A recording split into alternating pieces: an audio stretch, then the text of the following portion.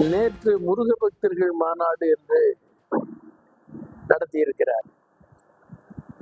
முருக பக்தர்கள் மாநாடு நடத்தவில்லை. அங்கே யார் முருக பக்தர்கள்? அண்ணாமலை முருக பக்தரா? முருகன் முருக பக்தரா? இல்லை. அங்கே போயிருக்கிறார். முருகன் உட்காருங்க. அவர் முருக பக்தரா? பக்த வேடத்தில் தமிழ்நாட்டில் ஒரு வகுப்பு கலவரத்தை தூண்டிவிட்டு அதன் மூலம் படியாக வைத்துக் கொண்டு என்ற விஷமத்தனமான தமிழ்நாட்டில் இந்த வேலைகளை அவர்கள் செய்து கொண்டிருக்கிறார்கள். தமிழ்நாடு ஒருபோதும் அதை அனுமதிக்காது என்பது வேறு விஷயம். அனுமதிக்காமல் இருப்ப நாம் உஷாராக இருக்க வேண்டும்.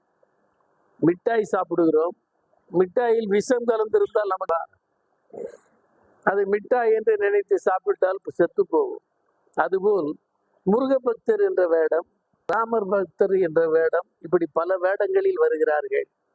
இதை அந்த காலத்திலேயே புராண காலத்திலேயே நமக்கு கதை சொல்லி இருக்கிறார்கள். வேடங்களை கண்டு நம்ம ஏமாறக்கூடாது, அவருடைய உள்நோக்கம் என்னன்னு பார்க்கணும்னு. அப்ப இங்க தமிழ்நாட்டில் அரசியல் விளையாட்டு நடத்துகிறது பிஜேபி, RSS. அதற்கு அதிமுக பலிகடா ஆக்கப்பட்டு விட்டது. ஜெயலலிதா அவர்கள் திருச்சியிலே பிரகடனப்படுத்தினார்கள், நாங்கள் இனிமேல் எப்பொழுதும் அதிமுகவோடு கூட்டு சேர மாட்டோம் என்று, பிஜேபியோடு கூட்டு சேர மாட்டோம் என்று அதிமுகவின் சார்பில் நாகாலாந்திலும் சரி, மும்பையிலும் சரி, பீகாரிலும் சரி, ஒவ்வொரு மாநிலங்களிலும் இந்த பிஜேபி எந்த கட்சியோடு கூட்டு சேர்ந்ததோ அந்த கட்சி செத்து போகும். உடனுக்குடன் செய்திகளை தெரிந்து கொள்ள சன் நியூஸ் பெல் ஐகானை கிளிக் பண்ணுங்க.